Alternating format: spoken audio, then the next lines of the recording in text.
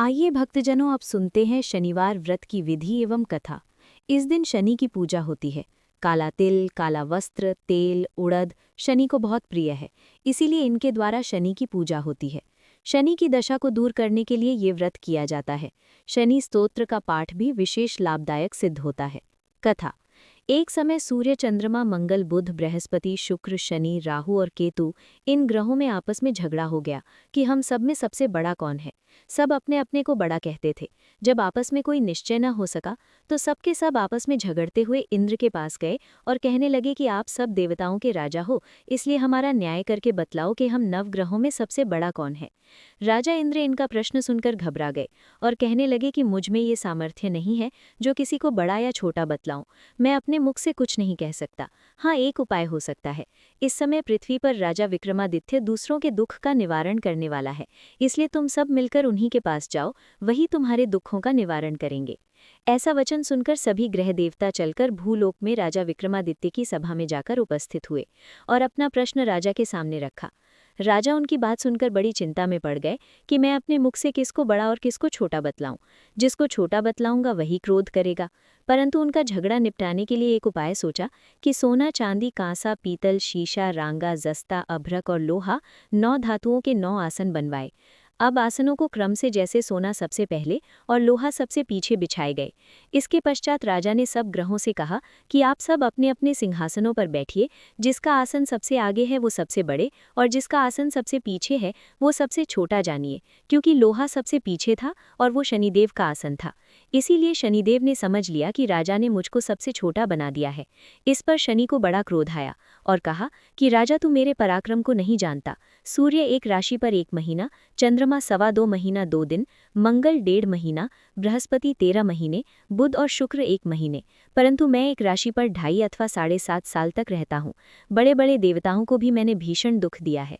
राजन सुनो, राम जी को 7.5 आई और बनवास हो गया, और रावण पर आई तो राम जी ने लक्ष्मण की सेना लेकर लंका पर चढ़ाई कर दी, रावण के कुल का नाश कर दिया। हे राजा, अब तुम सावधान रहना। राजा कहने लगा, जो कुछ भाग्य में होगा देखा जाएगा। उसके बाद अन्य ग्रह तो प्रसन्नता के साथ चले गए, परंतु शनिदेव बड़े क्रोध के साथ वहां से सिधारे। कुछ काल व्यतीत हो जाने पर जब राजा को 7.5 की दशा आई तो शनिदेव घोड़ों के सौदागर बनकर अनेक सुंदर घोड़ों के सहित राजा की राजधानी में आए। जब राजा ने सौदागर के आने की खबर सुनी तो अश्वपाल को अच्छे अच्छे घोड़े खरीदने की आज्ञा दी। अश्वपाल ऐसी अच्छी नस्ल के घोड़े देखकर और उनका मूल्य सुनकर चकित हो गया और तुरंत ही राजा को खबर दी। राजा उन घोड़ों को देखकर एक अच्छा सा घोड़ा चुनकर सवारी के लिए चढ़ा। राजा घोड़े की पीठ कर चढ़ते ही घोड़ा जोर से भागा। घोड़ा बहुत दूर एक बड़े जंगल में जाकर राजा को छोड़कर अंतर्ध्यान हो गया। इसके बाद राजा अकेला जंगल में भटकता फिरता रहा। बहुत देर के पश्चात राजा ने भूख और प्यास से दुखी होकर भटकते भटकते एक ग्वाले को देखा। ग्वाले ने राजा को प्यास से व्याकुल देखकर पानी पिलाया। राजा की उंगली में एक अंगूठी थी, उसे निकालकर प्रसन्नता के साथ ग्वाले को दे दी और शहर की ओर चल पड़ा। राजा शहर में पहुंचकर एक सेठ की दुकान पर जाकर बैठ गया और अपने आप को उज्जैन का रहने वाला तथा अपना नाम वीका बतलाया। सेठ ने उसको कुलीन मनुष्य समझकर जल आदि पिलाया। भाग्यवश उस दिन सेठ की दुकान पर बिक्री अधिक हुई थी। तब सेठ उसको भाग्यवान पुरुष समझकर भोजन कराने के लिए अपने साथ ले गया। भोजन करते समय राजा ने आश्चर्य की बात देखी कि खूंटी पर हार लटक रहा है और वो खूंटी उस हार को निगल रही है।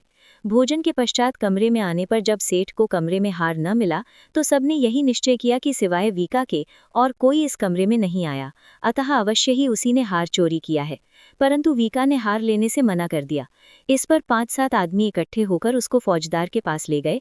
फौजदार ने उसको राजा के सामने उपस्थित कर दिया और कहा कि ये आदमी तो भला प्रतीत होता है, चोर मालूम नहीं होता, परंतु सेठ का कहना है कि इसके सिवाय और कोई घर में नहीं आया, अवश्य ही इसी ने चोरी की है।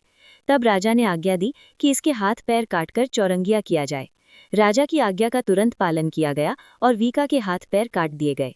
इस प्रकार कुछ काल व्यतीत होने पर एक तेली उसको अपने घर ले आया और कोल्हू पर उसको बिठा दिया। वीका उस पर बैठा हुआ जबान से बैल हाँकता रहा।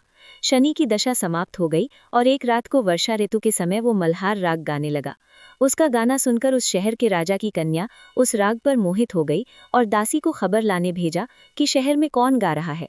दासी सारे शहर में फिरती फिरती क्या देखती है कि तेली के घर में चौरंगिया राग गा रहा है। दासी ने महल में आकर राजकुमारी को सब वृतांत सुना दिया। बस उसी क्षण राजकुमारी ने अपने मन में ये प्रण कर लिया कि चाहे कुछ हो, मैंने इस चौरंगिया के साथ विवाह करना है। प्रातःकाल होते ही जब दासी ने राजकुमारी को जगाना चाहा तो राजकुमारी अनशन व्रत लेकर पड़ी रही। तब दासी ने रानी के पास जाकर राजकुमारी के न उठने का वृतांत कहा। रानी ने तुरंत ही वहां आकर राजकुमारी को जगाया और उसके दुख का कारण पूछा तो राजकुमारी की कहा कि माताजी, मैंने ये प्रण कर लिया है कि तेली के घर में जो चौरंगिया है उसी के साथ विवाह करूंगी। माता ने कहा, पगली, ये क्या बात कह रही है? तुझको किसी देश के राजा के साथ ब्याहाया जाएगा। कन्या कहने लगी कि माताजी, मैं अपना प्रण कभी नहीं छोड़ूंगी। माता ने चिंतित होकर ये बात राजा को बताई। तब महाराज ने भी आकर ये समझाया कि मैं अभी देश देशांतर में अपने दूत भेजकर सुयोग्य, रूपवान एवं बड़े से बड़े गुणी राजकुमार के साथ तुम्हारा विवाह करूंगा। ऐसी बात तुमको कभी नहीं विचारनी चाहिए। कन्या ने कहा, पिताजी, मैं अपने प्राण त्याग दूंगी, परंतु दूसरे से विवाह नहीं करूंगी। इतना सुनकर राजा ने क्रोध से कहा, यदि तेरे भाग्य में ऐसा ही लिखा है तो जैसी तेरी इच्छा हो वैसा ही कर। राजा ने तेली को बुलाकर कहा कि तेरे घर में जो चौरंगिया है उसके साथ मैं अपनी कन्या का विवाह करना चाहता हूँ। तेली ने कहा कि ये कैसे हो सकता है? कहाँ आप हमारे राजा और कहाँ मैं एक नीच तेली। परंतु राजा ने कहा कि भाग्य लिखे को कोई नहीं टाल सकता। अपने घर जाकर विवाह की तैयारी करो। राजा ने उसी समय तोरण और बंधनवार लगवाकर अपनी राजकुमारी का विवाह चौरंगिया विक्रमादित्य के साथ कर दिया। रात्रि को जब विक्रमादित्य और राजकुमारी महल में सोए तो आधी रात के समय शनिदेव ने विक्रमादित्य को स्वप्न दिया कि राजा, कहो, मुझको छोटा बतलाकर तुमने कितना दुख उठाया। राजा ने क्षमा मांगी। शनिदेव ने प्रसन्न होकर विक्रमादित्य को हाथ पैर दिए। तब राजा ने कहा, महाराज, मेरी प्रार्थना स्वीकार करें कि जैसा दुख आपने मुझे दिया है ऐसा और किसी को न दे। शनिदेव ने कहा कि तुम्हारी प्रार्थना स्वीकार है। जो मनुष्य मेरी कथा सुनेगा या कहेगा उसको मेरी दशा में भी कभी किसी प्रकार का दुख नहीं होगा, और जो नित्य ही मेरा ध्यान करेगा या चींटियों को आटा डालेगा उसके सब मनोरथ पूर्ण होंगे। इतना कहकर शनिदेव अपने धाम को चले गए। राजकुमारी की आंख खुली और उसने राजा के हाथ पांव देखे तो आश्चर्य को प्राप्त हुई। उसको देखकर राजा ने अपना समस्त हाल कहा कि मैं उज्जैन का राजा विक्रमादित्य हूँ। ये सुनकर राजकुमारी अत्यंत प्रसन्न हुई। प्रातःकाल राजकुमारी से उसकी सखियों ने पूछा तो उसने अपने पति का समस्त वृत्तांत कह सुनाया। तब सबने प्रसन्नता प्रकट की और कहा कि ईश्वर ने आपकी मनोकामना पूर्ण कर दी। जब सेठ ने ये सुना तो वो विक्रमादित्य के पास आया और राजा विक्रमादित्य के पैरों पर गिरकर क्षमा मांगने लगा कि मैंने आप पर चोरी का झूठा दोष लगाया, अतः आप मुझको जो चाहें दंड दें। राजा ने कहा, मुझ पर शनिदेव का कोप था, इसी कारण ये सब दुख मुझको प्राप्त हुआ।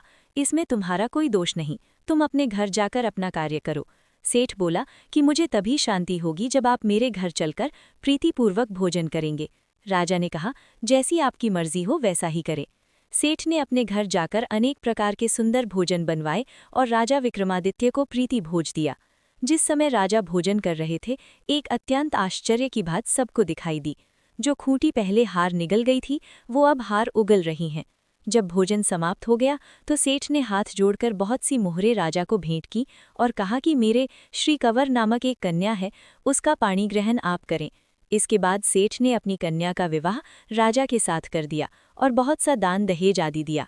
इस प्रकार कुछ दिनों तक वहां निवास करने के पश्चात विक्रमादित्य ने शहर के राजा से कहा कि अब मेरी उज्जैन जाने की इच्छा है। फिर कुछ दिन के बाद विदा लेकर राजकुमारी मनभावनी, सेठ की कन्या श्रीकुंवरी तथा दोनों जगह के दहेज में प्राप्त अनेक दास दासी, रथ और पालकियों से सहित विक्रमादित्य उज्जैन की तरफ चले। जब शहर के निकट पहुंचे और प्रवासियों ने राजा के आने का संवाद सुना तो समस्त उज्जैन की प्रजा आगवानी के लिए गई। तब बड़ी प्रसन्नता से राजा अपने महल में पधारे। सारे शहर में बड़ा भारी महोत्सव मनाया गया और रात्रि को दीपमाला की गई। दूसरे दिन राजा ने शहर में ये सूचना कराई कि शनिश्चर देवता सभी ग्रहों में सर्वोपरि हैं। मैंने उनको छोटा बतलाया, इसी से मुझको ये दुख प्राप्त हुआ। इस कारण सारे शहर में सदा शनिश्चर की पूजा और कथा होने लगी। राजा और प्रजा अनेक प्रकार के सुख भोगते रहे।